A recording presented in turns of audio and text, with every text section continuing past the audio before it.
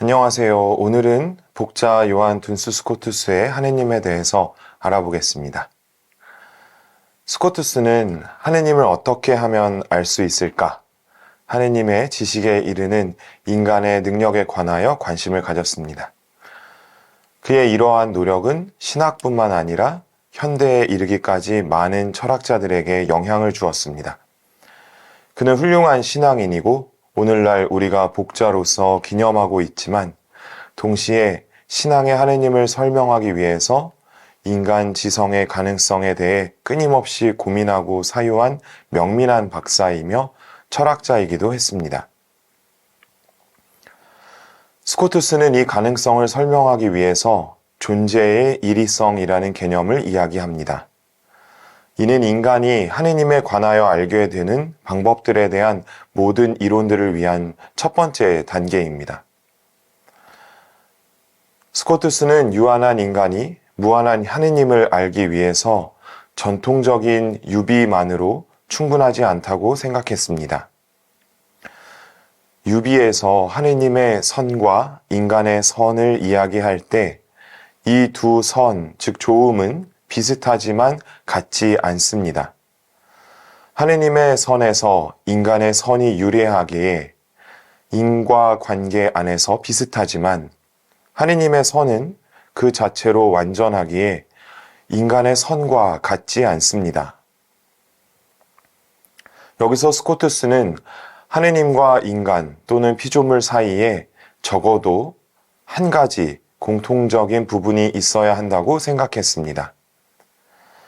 그는 유비를 부정하지 않았고 오히려 전통적인 유비 개념을 발전시키려고 하였습니다. 그렇다면 무엇이 일의, 즉 같은 의미를 갖는가? 이 일의 개념을 스코투스는 하느님을 인식하기 위한 출발점으로 삼습니다. 그는 매우 자명하고 단순한 현실에서 그 답을 찾았습니다. 하느님은 존재하십니다. 그리고 저도 여러분도 존재합니다. 여기서 우리가 알 수 있는 아주 작은 공통점은 있다는 것입니다. 그리고 이 있음은 하느님에게나 저와 우리에게나 동일한 의미를 지닙니다. 왜냐하면 있음의 반대는 없음밖에 없기 때문입니다.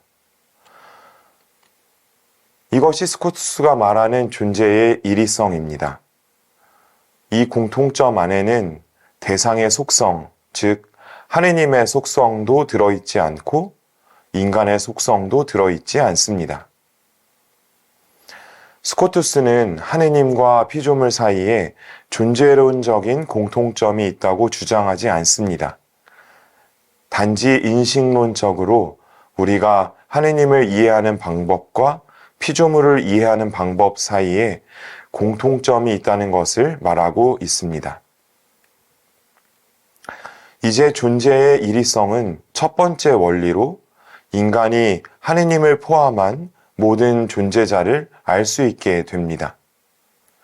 스코투스는 신앙의 하느님이 존재하신다는 것을 믿음으로만 만족하지 않고 인간의 지성이 하느님의 존재를 이해하기 위한 방법으로 미묘하고 명민하게 전통적인 존재자의 개념을 분석하고 파악하면서 인간이 알 수 있는 그 첫 번째 원리를 우리에게 제공하고 있습니다. 이렇게 인식론적인 문제를 다룬 후 스코투스는 하느님에 관한 문제에 직면하고 삼위일체와 관계적 하느님에 집중합니다. 신학적으로 스코투스가 묘사하고자 원하는 하느님은 오직 관계적이고 삼위일체이신 하느님입니다.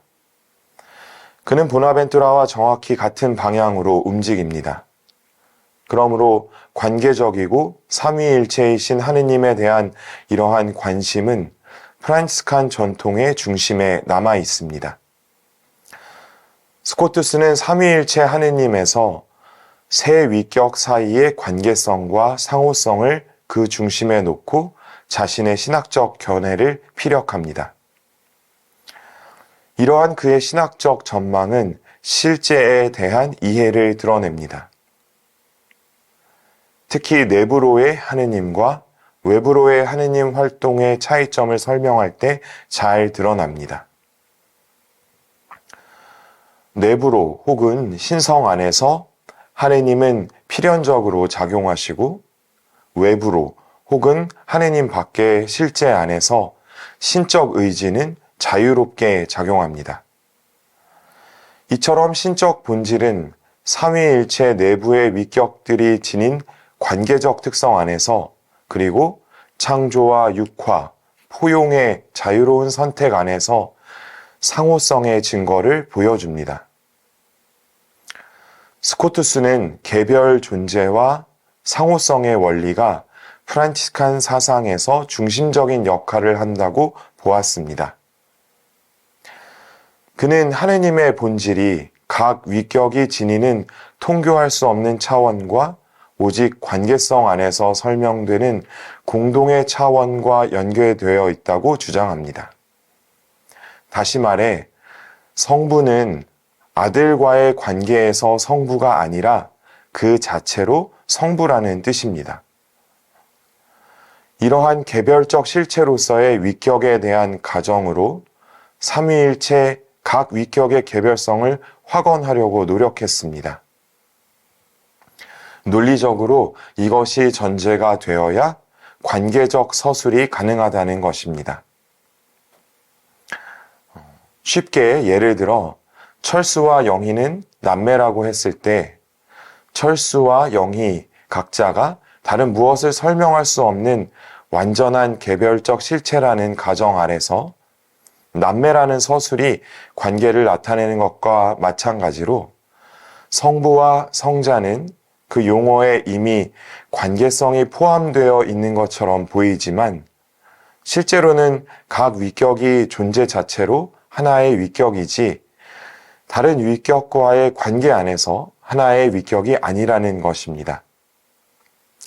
이러한 전제에서 위격들 사이의 수로로 관계가 설명됩니다. 스코투스가 사용하고 있는 수로는 부성, 산출, 발출 또는 기출입니다. 이 개별성은 상호성의 관계를 위한 형이상학적 바탕을 제공해 줍니다. 신학에서 삼위일체 하느님의 어떤 것을 언급하더라도 관계적 용어가 요구됩니다. 그러므로 신적 생명의 특징으로서 상호성은 인간 정신이 품을 수 있는 위격들 사이의 그 어떤 차이점들보다 우위에 있습니다. 마지막으로 삼위일체는 모든 인간 활동의 목표를 보여주는 위격들의 친교입니다. 사랑으로 이루는 다른 위격 혹은 다른 위격들과의 일치는 실제의 한 가운데에 놓여 있으며 이 일치는 생산적이고 생명을 줍니다. 삼위일체의 충만함 안에서 우리가 경험하는 관계성과 상호성은 신적 생명의 모상입니다.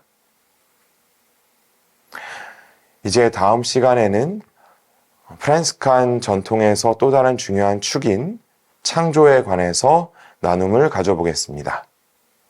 고맙습니다.